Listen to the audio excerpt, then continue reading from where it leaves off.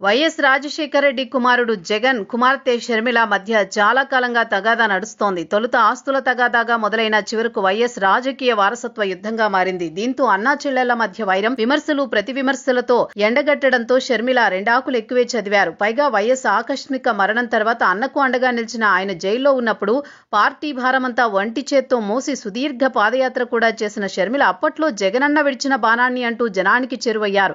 జగన్ అంగీకరించినా అంగీకరించకపోయినా 2019 ఎన్నికల్లో Jagan party YCP ఘన విజయంలో సింహభాగం వాటా షర్మిలకు కూడా ఉందంటారు పరిశీలకులు, వైఎస్ అభిమానులు. అయితే జగన్ అధికార పట్టాలు చేపట్టిన నాటి నుంచే జగన్ సొంత చెల్లిని దూరం పెట్టారు. దీంతో ఇప్పుడు అన్నా చెల్లెళ్ల మధ్య జరుగుతున్న వారసత్వ పోరులో సానుభూతి షర్మిల వైపే ఉందని చెప్పాలి.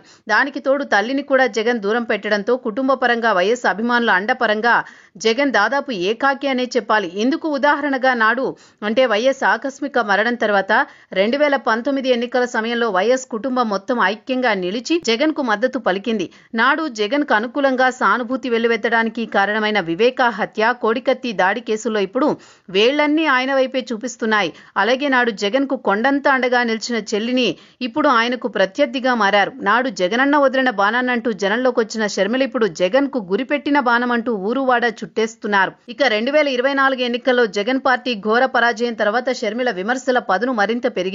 తన కుమారుడే వైఎస్ రాజకీయ వారసుడని ప్రకటించడమే కాకుండా వైఎస్ ఆజన్మాంతం వ్యతిరేకించిన బీజేపీతో జగన్ కుమ్మక్కు అయ్యారని సోదాహరణంగా వివరిస్తున్నారు. ఇక అన్నింటికీ మించి జగన్ ప్రస్తుతం పీకల్లోతు కష్టాల్లో ఉన్నారు. పార్టీ పరాజయం, చుట్టుముడుతున్న కేసులు, అధికారంలో ఉన్నప్పుడు అండగా నిలిచి తనను విమర్శించిన వారిపై బూతులతో చెలరేగిపోయిన ఫైర్ బ్రాండ్ లీడర్లంతా ఇప్పుడు సైలెంట్ అయిపోయారు.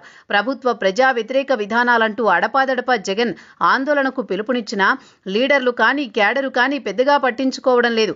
ఇంతకాలం కోర్టు కేసుల విషయంలో ఉన్న వ్యక్తిగత మినహాయింపు ఇకపై ఉండే అవకాశాలు కనిపించడం లేదు.